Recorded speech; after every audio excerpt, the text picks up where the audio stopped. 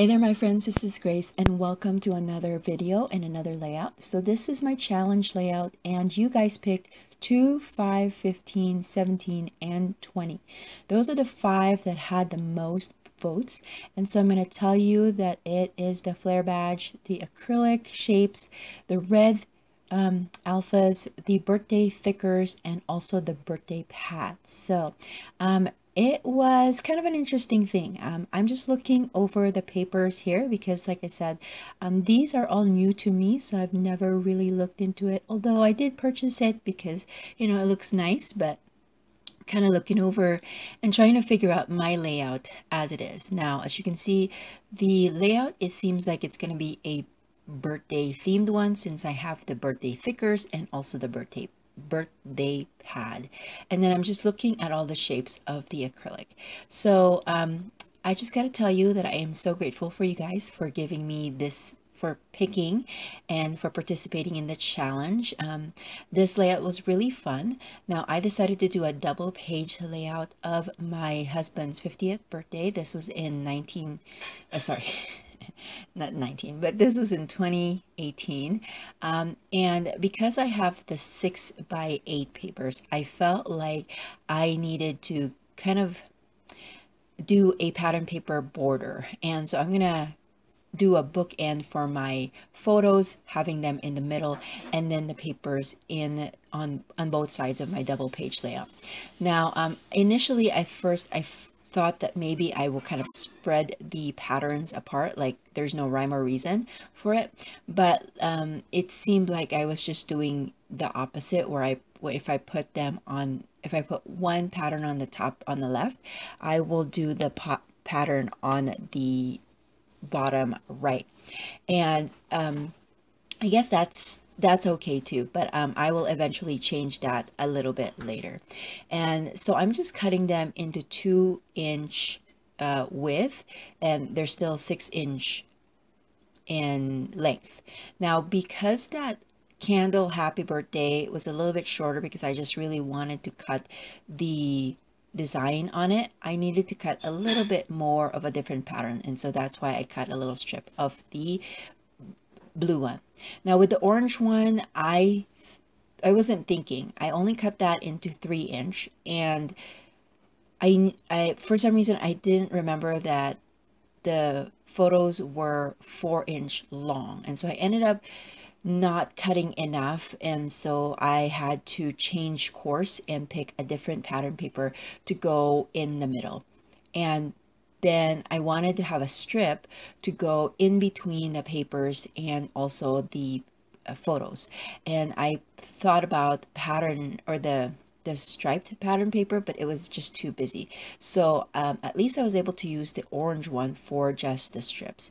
And I'm okay with a seam in the middle, because after all is said and done, that's going to be covered anyways. Now I have this one horizontal photo, and I felt like I needed to mat that against all of the busy papers, and so I'm going to mat that. Now this is what my page looks like right now. I am going to move things around, but before that I decided I'm going to ink up the edges of these pattern papers and then adhere them to the background. I'm adhering the right side now because I did the left side, and I'm just showing you how I'm doing that. I'm starting off with one side. Now if you have watched my videos before, you know that I like to leave a little bit of border on my cardstock background just because to frame my layout, and so that's what I'm doing here. And then now that that border is done, I'm gonna go ahead and do the middle part. And I was trying to line up the words so that they look like they're one whole like piece from left to right, but I don't have enough for the bottom, and so I'm going to just move that around and flush it to the bottom board or bottom row of photos, and then I'm going to just move that paper. Now I have a 1/8 inch strip of adhesive that I put there so that I can put that 1/4 inch strip of paper, and that's just from scrapbook.com. And as you can see, I decided that instead of overlapping the patterns of the papers on the book ends, I'm just deciding to make them come across. So I have the green on the top and then the red on the bottom and then everything in between. And I like that better. And I don't know, let me know what you think in the description box below. So now it's time to do the titles. So because I do have the red and this party or birthday thickers pack, I decided to marry them together. And because I have that big space in the middle, that's where I'm going to put my title. So I'm just trying to figure out, okay, what can I say that I can use both letter stickers? So I'm going to pull out the party time over from the thickers, and then I'm going to spell birthday with the red. And again, if I haven't said it enough, thank you so much for participating and for helping me out use up some of my new to me items. I still have a few more stuff in that in my little pack because I did pick 21 items, so maybe I'll just make that into a mini kit and see what I can do with the rest of the items. I don't know, but I have to tell you that you did kind of give me a hard time with this because I had a hard time with the acrylic shapes. I don't know what I was thinking when buying that because I really don't know what to do with them. I thought that if I just put those acrylic shapes on top of a colored item that it will stand out, but it didn't. And then I thought, well, maybe I should color it. So I pulled out my distress inks, and because the surface of the acrylic shape is so shiny that it wasn't sticking. So I don't know, what do you guys do with the acrylic shapes to give it color? But I had a hard time with it. That was the thing that really gave me a hard time. And so going back to the title, I felt like there was still space on the top, and so I pulled out this word happy. So now my title is Happy Birthday Party Time. And then I put my journaling block on kind of not on an angle, but I put that on the bottom right, and then I put the other photo, the one horizontal photo, on the bottom, I mean on the top right, top left, sorry.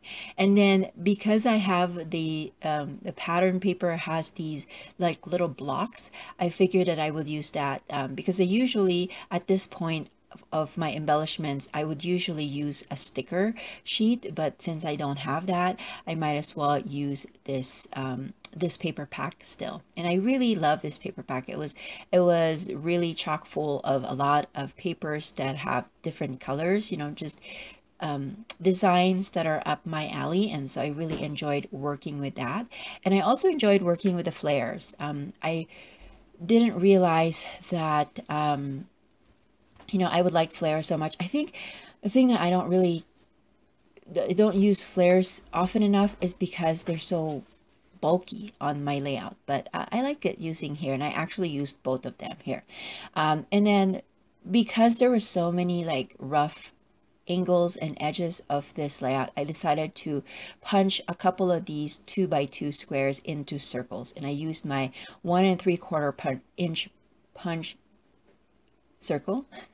There's so many words on that, and so I will just use those. And I kind of used the horizontal photo and the journaling block as kind of my base for doing my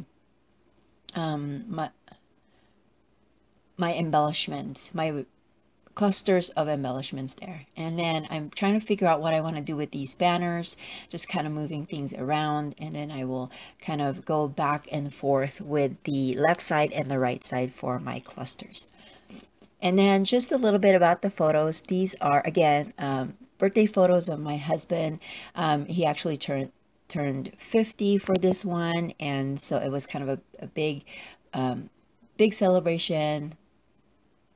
And then I made him a shirt that I saw on the internet that just says vintage 1968. I think it says authentic parts or original parts or something like that. So I found the shirt, but the shirt was like 20 bucks. And so instead of me buying it. I made it myself with the help of my Silhouette Cameo and some like silk screen paint. So basically that is my layout. If I were to do this again, I would like to have some enamel dots to finish this off, but it was a good exercise to like to see how far I can stretch products that was given to me. Although if you think about it, these products were, I picked them, you know, initially because I did buy them, but you guys were the one that picked them as a group. And so thank you again for doing that. And if you have any questions, make sure that you leave that in the comment section below and let me know, did I do justice with the products that you guys picked? I honestly thought that you guys would pick something like groupings that were a little bit harder, like, you know, you give me like a lot of mixed media items, but you guys know me and you guys picked some items that you know that I would not be too scared to use. So thank you so much. I did pull out my mini staple, my tiny attacher for this particular layout, and I haven't used that in a while just because I felt like that's the best sorry, that's the best way to adhere those acrylic arrows. Now for these hearts, I just use some glue dots. I know that it's gonna show and the others, I mean, see through it, but it's all right. I'm just gonna add that there. And so there you guys are. I used the pattern paper, the two alpha or letter stickers. I did use the flares and also the acrylic shapes. So thank you so much for watching and I will catch you guys another day. Bye.